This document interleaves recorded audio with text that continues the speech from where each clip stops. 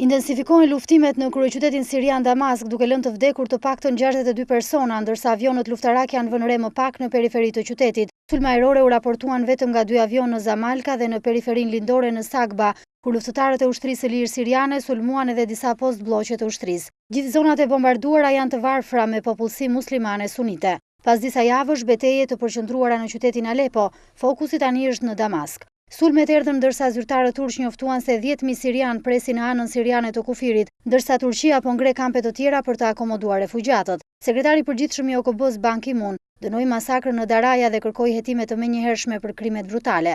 Presidenti i Egjiptit Mohamed Mursi u bëri thirrje aleatëve të Asadit ta ndihmojnë në rrëzimin e tij nga pushteti. Në një intervistë për agjencinë Reuters, Mursi deklaroi se tani është koha të ndalet gjakderdhja dhe populli sirian të rifitojë të drejtat dhe që regjimi i Asadit të rrëzohet.